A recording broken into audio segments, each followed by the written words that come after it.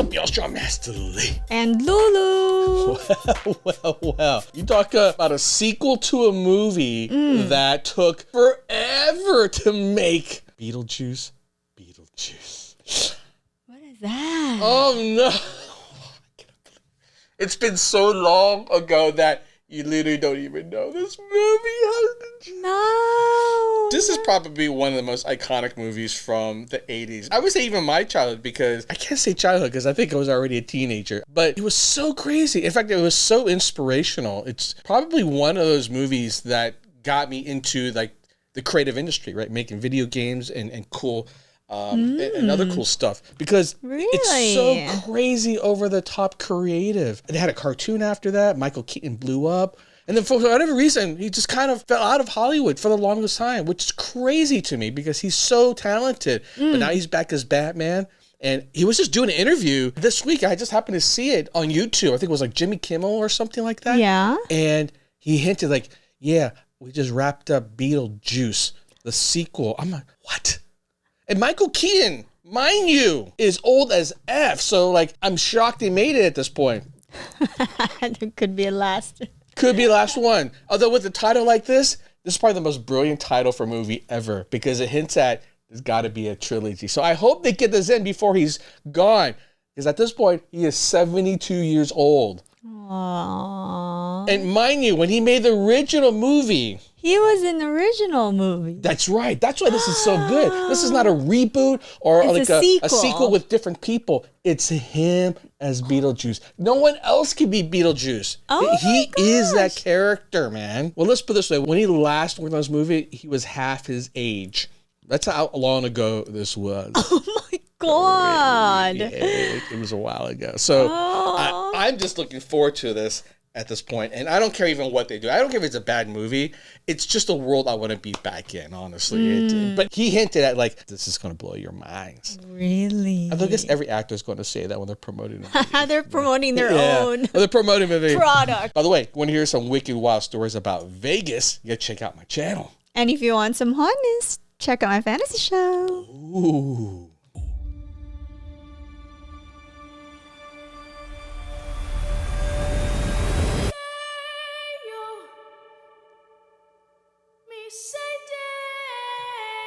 She's the actor, of course.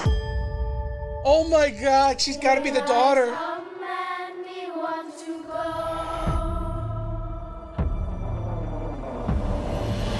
Oh, she's in this too. This sounds scary. Hi.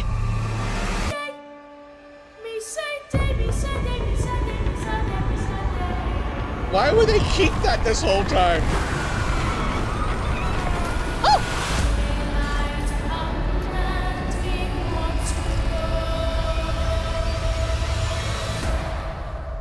The juice is loose.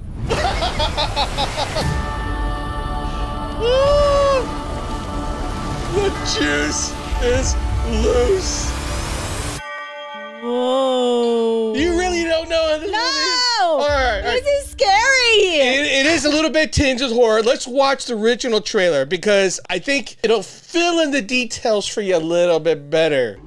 Adam and Barbara are Ghosts. What's the good of being a ghost if you can't frighten people away? their house is being haunted by the living, Maybe the house could use a little remodeling. I forgot about that. and they can't scare them into leaving. They're dead. It's a little late to be neurotic. So they're calling on So they're Beetlejuice, dead. Beetlejuice. who's no ordinary ghost. You don't want his help. Can you be scary? What do you think of this? Now, the party's over, You want somebody out of the house? I want to get somebody out here. but the fun has just begun. It's showtime. Learn to throw your voice for your friends' party. Not bad. This is amazing. Want a cigarette? Oh, no, thank you. Oh, yeah, here I come, baby. He's guaranteed to put some life Attention, keyboard shoppers. in your afterlife. Michael Keaton is Beetlejuice. I'm the ghost with the most, babe.